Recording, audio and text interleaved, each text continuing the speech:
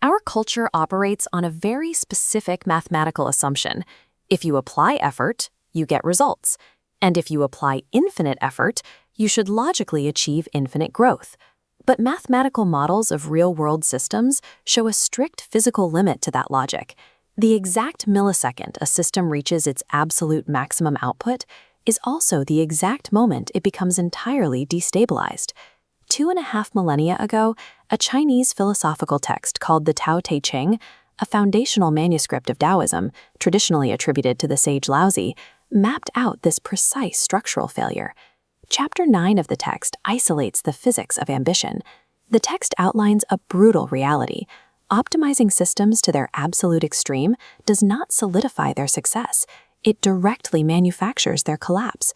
In a modern economy structured around relentless scaling, learning to identify this hidden inflection point of ruin is a required survival metric.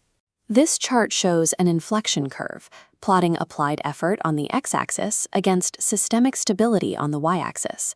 The trajectory rises steadily, but at the apex, the relationship immediately inverts into a freefall. Chapter 9 demonstrates this first on a liquid volume.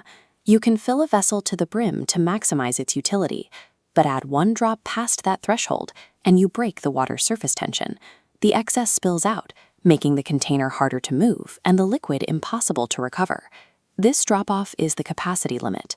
Maximizing the internal space strictly compromises the function of the object itself. The text then moves from fluid dynamics to metallurgy. When forging a blade, sharpening the edge removes material to increase cutting power, but grinding that edge down to an atomic thinness removes the supporting mass holding the structure together, guaranteeing a violent fracture on the first strike. This second drop maps the structural limit. Taking an object to its maximum possible sharpness equals taking it to its maximum possible brittleness. The physical universe has a strict penalty for absolute maximization. Pushing a system to be perfectly full or perfectly sharp mechanically initiates its breaking point. Those constraints apply cleanly to fluid dynamics and rigid materials, but the Tao Te Ching takes this exact physical curve and overlays it onto human networks. This animated diagram visualizes the storage of capital. As you accumulate a high concentration of assets, what the text calls halls filled with gold and jade, the physical volume of your wealth increases linearly. However, the external perimeter of that wealth, your surface area for theft and loss, scales exponentially. You hit the security limit. The sheer logistical caloric output required to monitor, ensure, and defend the perimeter begins to mathematically outpace the value of the asset sitting in the center. The final limitation the text identifies occurs entirely inside the human psyche.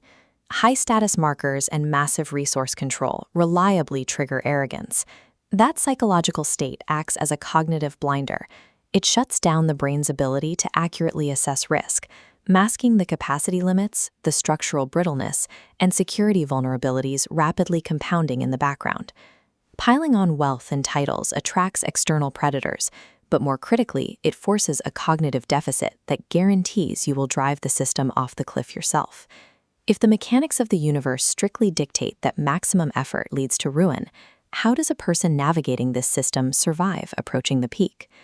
Laozi closes the chapter with a highly specific directive. When the work is done, step back. Culturally, we code stepping back as surrender or failure. In reality, it is a highly calculated defensive maneuver. You are locking in accumulated gains by voluntarily freezing the timeline before the physics of decay can engage. This chart shows the return of the inflection curve, but this time, an intentional hard stop arrests the trajectory just shy of the apex. By halting, you retain the surface tension of the water. You leave enough microscopic mass to keep the blade intact. You keep the wealth perimeter small enough to actually defend. Enduring success relies on a rare discipline. It requires accurately identifying the exact moment of sufficiency and deploying the precise restraint to simply walk away.